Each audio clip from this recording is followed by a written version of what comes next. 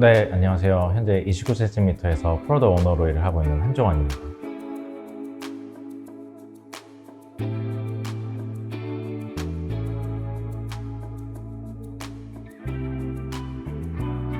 제가 처음 일을 하게 된 거는 홍콩에 있는 사모펀드였어요. 자본시장의 이제 왕 같은 사모펀드. 그래서 일을 한다는 것 자체가 매력적이어서 갔는데, 사실 제가 피부로 느낄 수 있는 그런 금융의 변화들은 없었어요. 이제 인류의 뭐가 더 나아지는 거지? 잘 느끼지 못했던 거죠. 한국에 돌아와서는 좀 더 사람들에게 친숙하고 사람들이 직접적으로 느낄 수 있는 금융시장의 문제들에 좀 관심을 갖게 됐습니다. 그래서 그런 시장들을 조명하던 와중에 학자금 대출 시장을 알게 됐고, 그 시장에 대해서 좀 깊이 파봤어요. 학자금 대출 시장을 보면 1년에 연간 약 60만 명의 사람들이 학자금 대출을 받고 있어요. 그리고 연간 발생하는 대출 규모도 1조 8천억 원으로 엄청나게 큰 시장이고, 대학이 사라지지 않는 이상 영속하는 시장이거든요. 그 시장에 어떤 문제가 있는가를 살펴봤을 때 굉장히 큰 문제가 예전부터 끊임없이 반복되고 있었던 거예요. 1년에 학자금 대출을 제때 갚지 못해서 신용불량자, 지금 신용유의자라고 불리는 그런 학생들이 1만 8천 명을 넘어가고 있고, 그리고 학자금 대출을 제때 갚지 못해서 연체한 체납률이 매년 증가하고 있어요. 그러니까 시장의 규모는 크고 계속 지속 가능한 시장인데 문제 또한 지속되고 있었던 거죠. 근데 제가 만났던 학자금 대출을 갖고 있는 사회초년생분들은 그 누구도 경제적으로 빈곤한 분이 안 계셨거든요. 왜 연체를 하셨나요? 라고 물어보니까 자기도 몰랐대요. 그러니까 학자금 대출의 구조가 굉장히 어렵거든요. 일반 대출보다 종류도 좀 다양하고, 그렇다 보니까 지금 내가 어떤 종류의 학자금 대출을 받았는지, 대출 금리가 얼마큼 되고, 나의 이제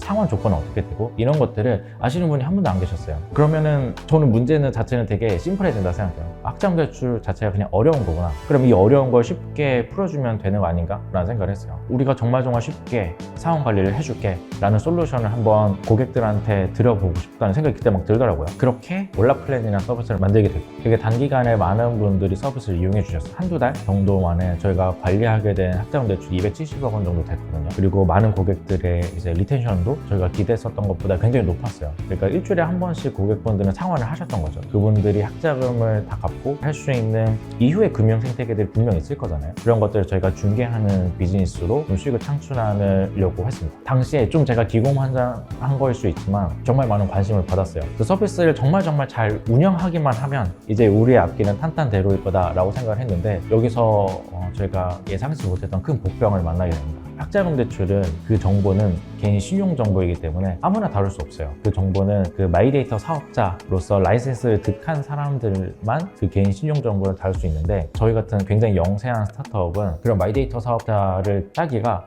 상대적으로 난이도가 너무 높았던 것 같아요. 근데 그런 와중에 정말 운이 좋게도 여러 기관들에서 투자 혹은 이제 M&A 제안이 왔습니다. 그 중에 하나가 이제 토스였는데, 이런 풀려고 하는 문제를, 토스는 마이데이터 사업자니까 이 인프라를 이용해서 여기서 한번 풀어봐라.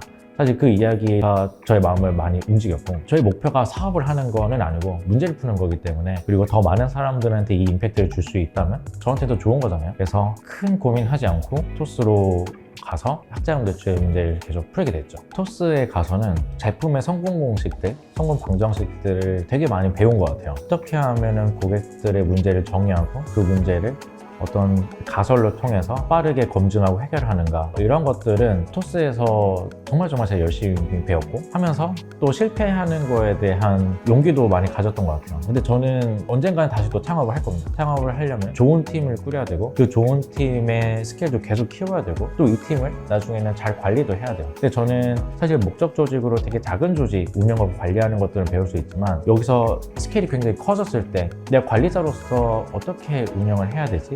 이제 그런 부분에 대해서는 좀 결핍이 있었어요. 그것들을 가장 효과적으로 배워서 성장할 수 있는 곳이 어디인가를 많이 찾던 와중에 29cm를 알게 됐고, 29cm의 리더를 만나서 저는 여기서 정말 리더십과 오너십 그리고 매니지먼트를 배울 수 있겠다라는 확신이 생겼습니다. 그래서 그분을 만나게 된 썰도 되게 저한테는 의미가 있는데, 링크드인으로 연락이 와서 한번 이야기를 나눠보자 라는 제안을 주셨어요. 사실 전 그전까지 29cm라는 서비스를 이용한 고객은 아니었거든요. 그래서 만나서 밤 늦게 가서 햄버거를 들고 이야기했었던 기억이 있는데, 그 한 3시간 정도 이야기를 나눴을 거예요. 근데 3시간 동안 이 햄버거를 다 먹지 못했어요. 그 정도로 정말 많은 이야기들을 나누고 이야기를 듣고 제 이야기를 엄청 솔직하게 나눠드렸죠. 여기서는 제가 스스로 결핍이라고 생각했던 것들, 매니지먼트, 좋은 팀을 꾸리는 것, 이런 노하우를 배울 수 있겠다는 생각이 들어서 큰 고민 없이 바로 조인하는 걸 결정하게 됐습니다. 제가 이 프로덕트 팀을 처음 만나게 됐을 때 매력적으로 느꼈었던 거는 정말 문제 정의의 진심이라는 거예요. 우리가 되게 빠른 실행 이런 것도 중요한 가치지만 이 조직에서 가장 중요하게 보는 거는 문제 정의였거든요. 이게 정말 고객의 문제가 맞는지, 맞다면 얼마나 큰 문제인지, 그리고 문제의 깊이는 얼마나 깊은지를 정말 집요하게 분석을 하고 정의를 내리시더라고요. 진짜 문제가 무엇인지를 찾는 것에 대해서는 완전 프로들인 거죠. 저희 스쿼드에서 주력해서 봤었던 선물하기 서비스를 좀 예시로 설명을 드리고 싶은데요. 우리가 선물하기의 문제를 풀기 위해서는 실제 고객분들이 온라인 생태계에서 선물하기를 어떻게 이용하고 있는지를 관찰하는 게 거기서부터 좀 출발하는 것 같아요. 크게 세 가지 속성을 고려를 하는 것 같아요. 첫 번째가 대상.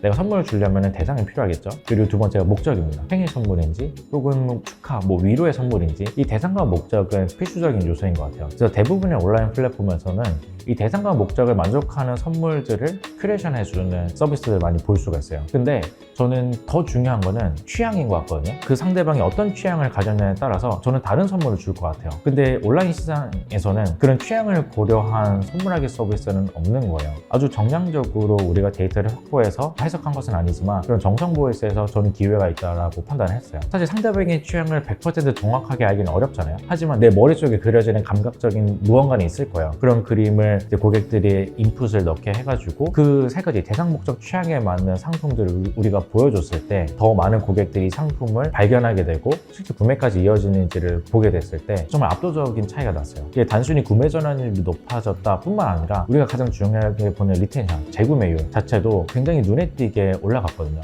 우리 선물하기 홈에 그 선물 큐레이션이라는 제품을 이용한 고객들은 다른 고객 대비해서 더 많이 29cm의 선물하기라는 서비스를 이용하게 된다는 걸 알게 됐어요. 시장의 문제를 분석해서 파악하고 문제의 원인까지 찾아내서 뭔가 가설을 가지고 문제를 해결하는 방식, 시장에서 일반적으로 부르는 린 스타트업이에요. 근데 그 린 스타트업의 방법론을 가장 내재화해서 적극적으로 이용하는 조직이 전 29cm의 프로덕트 팀이라고 생각을 하거든요. 왜냐면 제가 정의한 프로덕트 팀은 문제를 해결하는 팀이거든요. 제가 정의한 PO 역시도 문제를 해결하는 사람인 거고요. 근데 시장에서는 PO가 개발자랑 같이 일을 하니까 뭔가 개발하는 팀에 개발과 관련된 어떤 사람 정도로만 인식이 되고 있는 게 저는 사실 좀 안타까웠어요. 왜냐면 이 역할이 제대로 전달되지 않으면 시장에 숨어있는 좋은 인재분들이 PO를 꿈꾸지 못할 거라 생각을 하거든요. 그래서 더 많은 사람들이 PO 혹은 시장에서 많은 PM, 프로덕트 매니저에 대한 역할을 좀 잘 알았으면 좋겠다라는 생각을 항상 가지고 있었는데 그때 이제 PM스쿨에서 라이브 세션 제안이 왔어요. 라이브 세션에서 PM을 꿈꾸는 분들에게 제가 어떤 좋은 이야기, 경험을 들려주면 안 되겠냐 하는 제안이었는데 전 그때 이 이야기를 꼭 하고 싶었어요. PO가 어떤 역할이고 어떻게 일을 하는지. 제가 만나본 정말 좋은 유능한 PO분들의 백그라운드를 보면은 정말 너무 다양해요. 근데 이분들이 이제 PO로 전향을 하실 때 많은 고민을 하셨을 거예요. 왜냐면 PO라는 건 아직 낯설고 내가 여기서 어떻게 뭔가를 할 수 있을지 정말 막연할 거고, 다만 PO가 내는 임팩트가 너무 멋있어서 혹은 내가 직접 문제를 풀어볼 수 있어서 그런 거에 되게 매료되신 분들이 많을 거라고 생각해요. 그런 분들이 그 중간에 갖고 있는 그런 막연함, 막막함, 이런 두려움들은 시장에 이미 많은 정보들이 나와 있긴 하지만 그래도 PM스쿨에서 그런 정보들 얻어가시는 것도 전 도움이 될 거라 생각하고, 혹은 직접 PO분들 만나서 커피챗을 한번 해보세요. 그러면 거기서도 좋은 정보를 얻으실 수 있고, 저도 그런 분들 만나서 많은 이야기와 조언을 드리고 있거든요. 결국에 이런 분들이 나중에 성장해서 저와 같이 일을 할 수도 있을 거고, 아니면 29cm의 다른 프로덕트 자체를 직접 만드실 수도 있을 거고, 기회는 많이 있기 때문에 고민하시지 말고 바로 전 도전해봤으면 좋겠습니다.